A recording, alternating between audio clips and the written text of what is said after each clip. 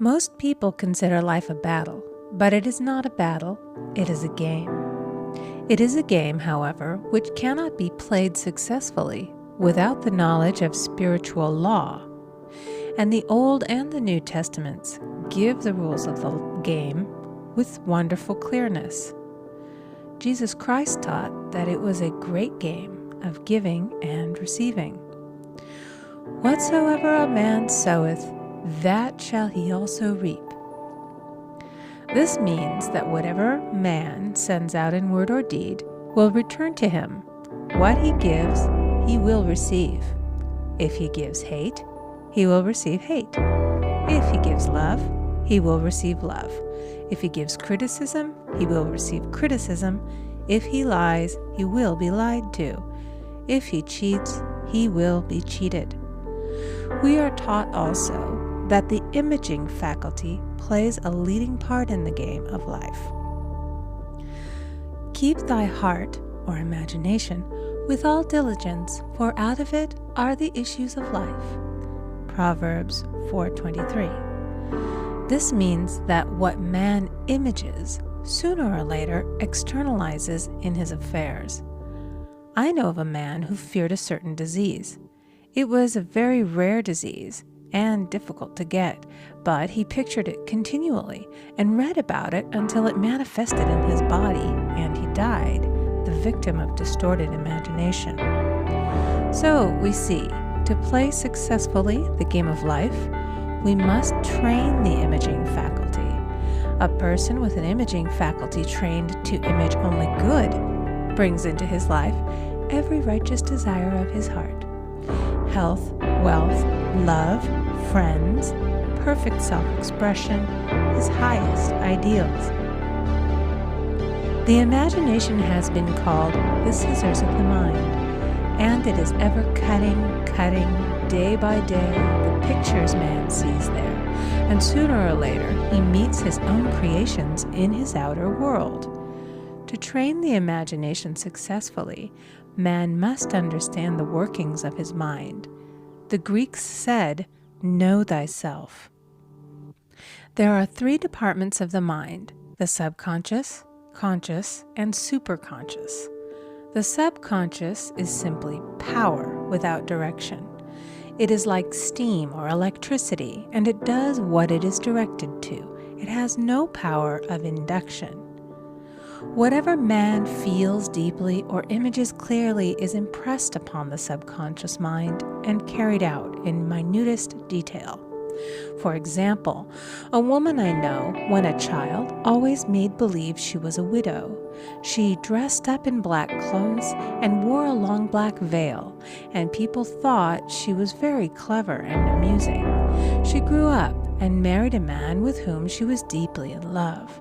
In a short time he died, and she wore black and a sweeping veil for many years.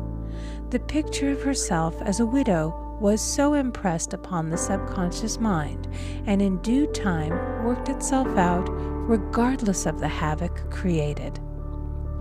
The conscious mind has been called mortal or carnal mind. It is the human mind and sees life as it appears to be. It sees death, disaster, sickness, poverty, and the limitation of every kind, and it impresses the subconscious. The superconscious mind is the God mind within each man and is the realm of perfect ideas. In it is the perfect pattern spoken of by Plato, the divine design, for there is a divine design for each person. There is a place that you are to fill and no one else can fill, something you are to do which no one else can do. There is a perfect picture of this in the superconscious mind. It usually flashes across the conscious as an unattainable ideal, something too good to be true. In reality, it is man's true destiny or destination flashed to him from the infinite intelligence which is within himself. Many people, however, are in ignorance of their true destinies and are striving for things and situations which do not belong to them and would only bring failure and dissatisfaction if attained. For example, a woman came to me and asked me to speak the word that she would marry a certain man with whom she was very much in love. She called him A.B. I replied that this would be a violation of spiritual law, but that I would speak the word for the right man, the divine selection, the man who belonged to her by divine right. I added, if A.B. is the right man, you can't lose him. And if he isn't, you will receive his equivalent. She saw A.B. frequently, but no headway was made in their friendship. One evening she called and said, "Do you know, for the last week, A.B. hasn't seemed so wonderful to me." I replied, "Maybe he is not the divine selection. Another man may be the right one." Soon after that, she met another man who fell in love with her at once and who said she was his ideal. In fact, he said all the things that she had always wished A.B. would say to her. She remarked, it was quite uncanny. She soon returned to his love and lost all interest in A.B. This shows the law of substitution. A right idea was substituted for a wrong one. Therefore, there was no loss or sacrifice involved. Jesus Christ said, "Seek ye first the kingdom of God and his righteousness, and all these things shall be added unto you." And he said the kingdom was within man. The kingdom is the realm of right ideas, or the divine pattern. Jesus Christ taught that man's words played a leading part in the game of life. By your words ye are justified, and by your words ye are condemned. Many people have brought disaster into their lives through idle words. For example, a woman once asked me why her life was now one of poverty and limitation. Formerly she had a home, was surrounded by beautiful things, and had plenty of money. We found she had often tired of the management of her home and had said repeatedly, "I'm sick and tired of things. I wish I lived in a trunk." And she added, "Today I am living in that trunk." She had spoken herself into a trunk. The subconscious mind has no sense of humor, and people often joke themselves into unhappy experiences. For example, a woman who had a great deal of money joked continually about getting ready for the poorhouse. In a few years, she was almost destitute, having impressed the subconscious mind with a picture of lack and limitation. Fortunately, the law works both ways, and a situation of lack may be changed to one of plenty. For example, a woman came to me one hot summer's day for a treatment for prosperity. She was worn out, dejected, and discouraged. She said she possessed just $8 in the world. I said, "Good, we'll bless the $8 and multiply them as Jesus Christ multiplied the loaves and the fishes." For he taught that every man had the power to bless and to multiply, to heal and to prosper. She said, "What shall I do next?" I replied, "Follow intuition. Have you a hunch to do anything or to go anywhere?" Intuition means intuition, or to be taught from within. It is man's unerring guide, and I will deal more fully with its laws in a following chapter. The woman replied, "I don't know. I seem to have a hunch to go home. I've just enough money for car fare." Her home was in a distant city and was one of lack and limitation, and the reasoning mind, or intellect, would have said, "Stay in New York and get work and make some money." I replied, "Then go home. Never violate a hunch." I spoke the following words for her. "Infinite Spirit, open the way for great abundance for..." She is an irresistible magnet for all that belongs to her by divine right. I told her to repeat it continually also. She left for home immediately, and calling on a woman one day, she linked up with an old friend of her family.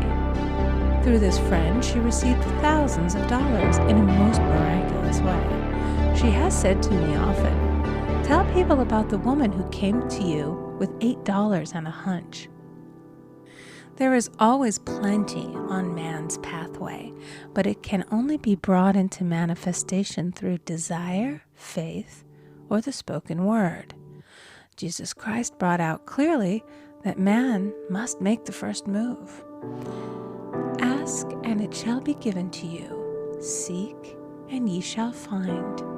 Knock, and it shall be opened unto you.